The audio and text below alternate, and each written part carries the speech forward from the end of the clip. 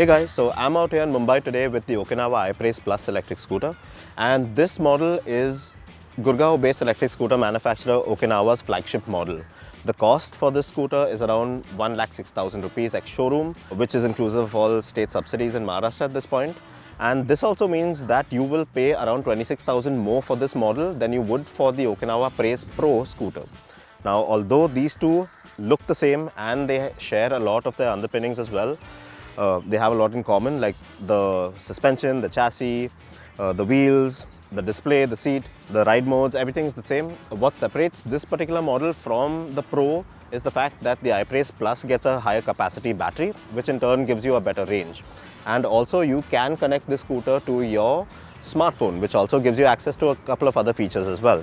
Now, the electric scooter scenario in India is on the rise, and there have been a lot of models being introduced practically every month. Now, this scooter in particular has been around for a while, and I'm out here to tell you today if this scooter manages to keep up with the competition and whether it actually manages to do what you would expect from your electric scooter on a daily basis. So, without further ado, let's get right to it.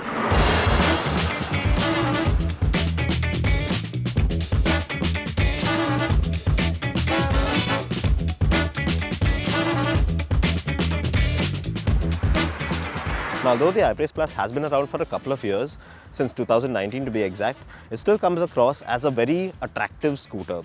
And that's mostly thanks to that big headlamp unit up front. It's an all LED affair. Then also it has these nice shapely panels, and even the front apron is nice and protruding up front, and that adds to the sporty appeal. And then there's that front machine finished alloy wheel, which also adds a very nice and fresh dynamic to it all. While the design at the front is a bit broad, it all tightens up very nicely towards a rather sharp looking tail section. The scooter gets disc brakes at both ends, and even the rear wheel with the hub mounted motor looks wholesome, with the plastic jackets on the swing arm mimicking an exhaust system. The iPraise Plus definitely looks neat in this red and black color scheme, and even on closer inspection, I found the levels of fit and finish to be quite impressive with the scooter. Just that the sticker work could be a lot better.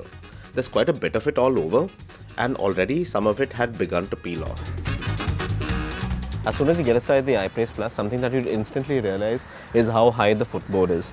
So basically, this puts you in a slightly awkward riding position. It'll have you in a slightly slouched riding position, which has your knees a lot closer to the handlebar than you would on any other conventional ICE scooter per se.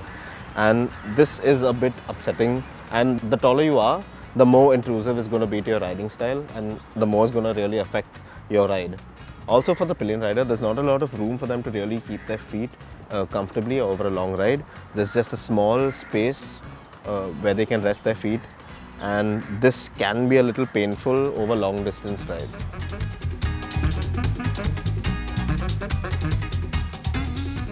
Now, in terms of ride quality, well, the iPraise Plus is a very comfortable scooter to ride.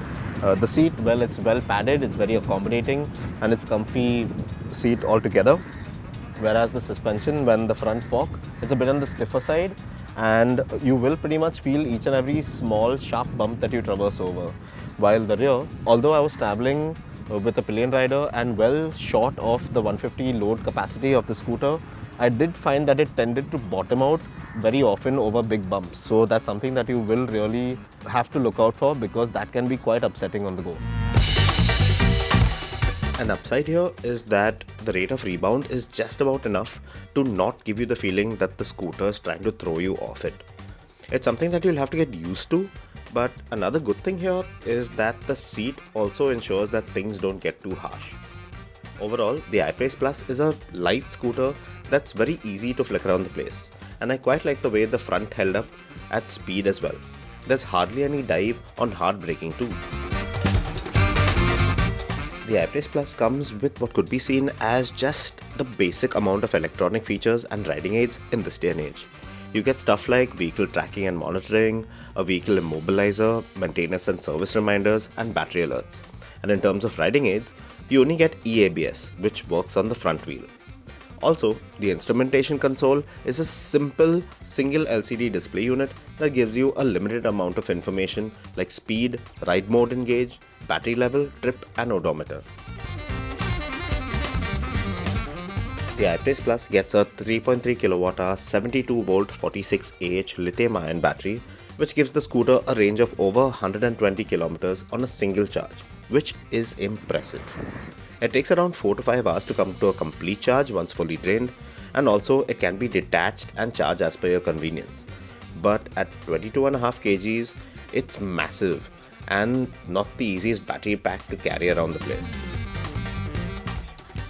The scooter also comes with a 1000-watt BLDC motor with a peak power of 2.5 kW. You also get two ride modes, Eco and Sport, which basically limit the top speed of the scooter from an indicated 45 kmph in Eco to around 70 kmph in Sport. And there's also a turbo button that basically allows you to go 5 km faster for around 30 seconds to overtake a vehicle after you hit the scooter's top speed in Sport mode. There's a good amount of low-end shove right off the line, after which this scooter takes its time to gradually pick up speed. It doesn't feel as quick as an ICE scooter, but it's definitely a fun scooter to ride once you get the hang of things. And this doesn't take all that long. So the iPraise Plus doesn't come packed to the gills with tech, which could just about be seen as alright considering its capabilities and everything.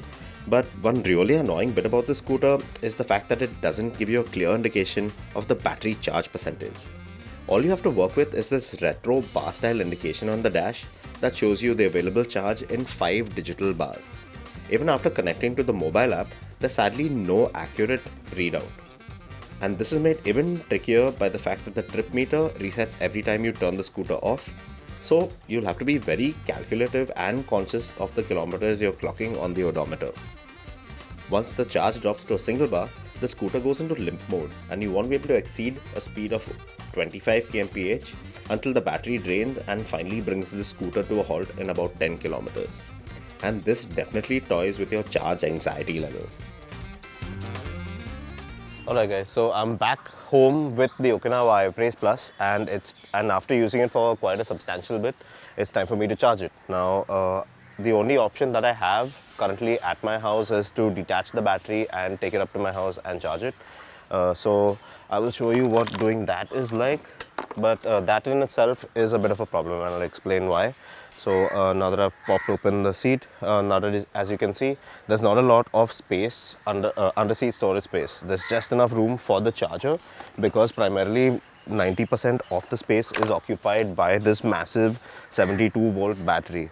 And just taking it up, detaching it is fairly easy, but when it comes to actually lifting it up and taking it out, well, that's a bit of a task because this entire battery weighs around 22.5 kgs. So carrying it up 3 floors is not going to be really easy. And that's one of the problems that I face with this scooter in particular. Also, you do have the option of charging the scooter with a battery inside it, and the port for that is right here located under the seat. But that also could be a bit tricky because of the length of this charging, the charging adapter itself. As you can see, it's not all that long. So basically your scooter will have to be near the output socket if you wanted to charge it, which might not always be the case if you have a big parking lot under your building.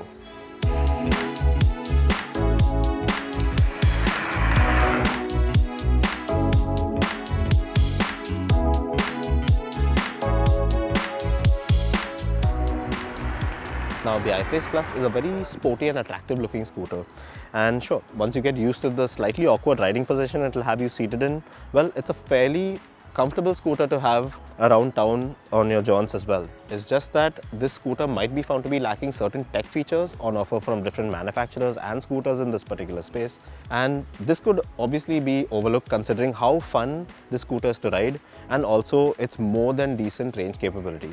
But something that I found could not be overlooked with this particular model is the fact that it doesn't have a lot of storage space on offer. For instance, the underseat storage space where you would usually keep your half-face helmet once you park, well, you won't have that option with this particular model because that massive lithium-ion battery, the 22 kg and a half lithium-ion battery, well, it occupies more than 80% of the underseat storage space, which leaves little or no room for you to actually carry anything substantial or have it locked when you park your scooter. In fact, the only usable space that you will actually get with this particular model is located just behind the front apron, and you can't lock this space. So it's all left open and you can't store anything substantial or of any value in this space.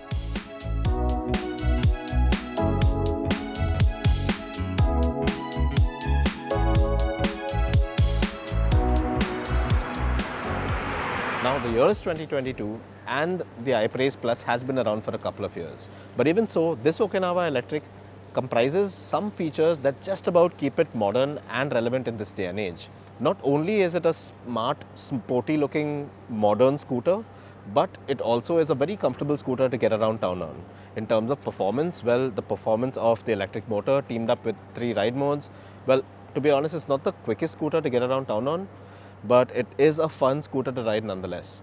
And also the battery, well, it gives you the option of detaching it and charging it as you please.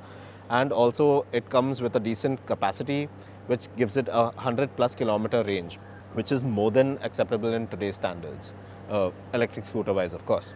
Now, the only setback that I see with the scooter has to be in terms of its storage space, and also it seems to be lacking certain tech features, which could be a good or a bad thing, because these features also use up the battery, and on this scooter the battery is only or primarily used up by the motor, which gives you that good range capability. So if you're on the scooter for a rather simplistic electric scooter that primarily focuses on getting you from A to B and back on a single charge and is devoid of a lot of tech gimmickry, well, this should be the scooter for you.